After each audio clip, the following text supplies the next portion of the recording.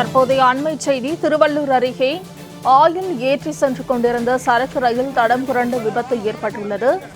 பெட்டிகள் தீப்பிடித்து எரிந்ததால் பெரும் பதற்றமான சூழ்நிலை நிலவி வருகிறது.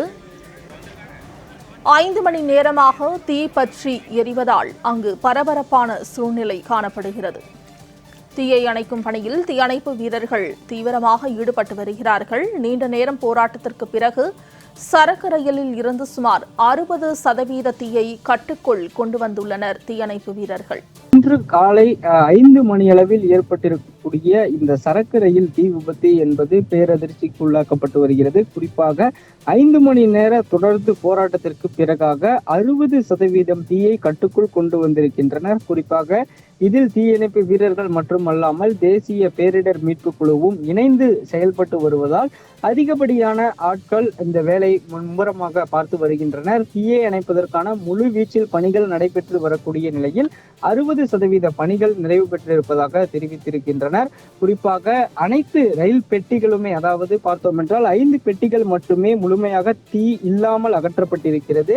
மீதம் இருக்கக்கூடிய பெட்டிகள் அனைத்துமே தீப்பற்றி எறிவதால் அதனை கட்டுக்குள் கொண்டு வருவதற்குள் சிரமத்திற்கு உள்ளாகி வருகின்றனர். தொடர்ச்சியாக கரும்புகை என்பது சூழ்ந்து இருப்பதாலும் அந்த பகுதியில் இருக்கக்கூடிய பொதுமக்களை பாதுகாக்கக்கூடிய ஒரு பொறுப்பும் இருக்கிறது. தொடர்ச்சியாக மருத்துவமனைக்கு அழைத்து செல்லக்கூடிய ஆம்புலன்ஸுகளும் தயார் நிலையில் இருக்கின்றனர். தொடர்ச்சியாக ஆஸ்துமா உள்ளிட்ட மூச்சு திணறல் உள்ளிட்ட உடல் உபாதைகளும் ஏற்படும் என்பதால் இந்த முன்னெச்சரிக்கை என்பதனையும் எடுத்திருக்கின்றனர். தொடர்ச்சியாக இந்த தீயை அணைப்பதற்கு ஒரு 5 மணி நேரம் தேவைப்பட்ட நிலையில் 60% பணிகள் என்பதும் நிறைவடைந்திருக்கிறது. மேலும் 40% தீயை அணைப்பதற்கு 3 மணி நேரத்திற்கு மேலாகும் என்றும் தேசிய பேரிடர் மீட்பு குழுவினர் சார்பில் இருந்து தகவல்கள் கிடைக்கப்பட்டிருக்கிறது. இந்த பணிகள் நிறைவடைந்த பிறகாக தான் ஆங்காங்கே நிற்கக்கூடிய ரயில் நிலையங்களில் நிறுத்தப்பட்டுள்ள ரயில்கள் என்பது இயக்கப்படுவதாகவும் தெற்கு ரயில்வே சார்பில் தெரிவித்திருக்கின்றனர். இந்த தீ விபத்து என்பது மிக வேதனைக்குரியதாக இருந்தாலும் தொடர்ச்சியாக இந்த முதற்கட்ட விசாரணை என்பதையும் தெற்கு ரயில்வே எடுத்திருக்கின்றனர்.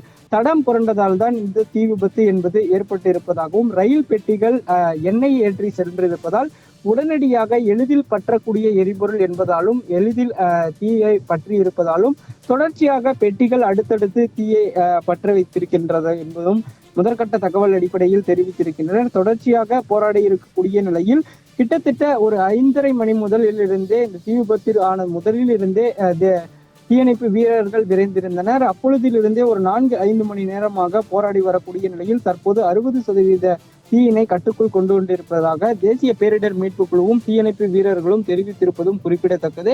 அது மட்டுமல்லாமல் இந்த பகுதியில் இருக்கக்கூடிய பொதுமக்கள் யாரும் வர வேண்டாம் என்றும் தொடர்ந்து அறிவுறுத்தல் கொடுக்கப்பட்டிருக்கிறது.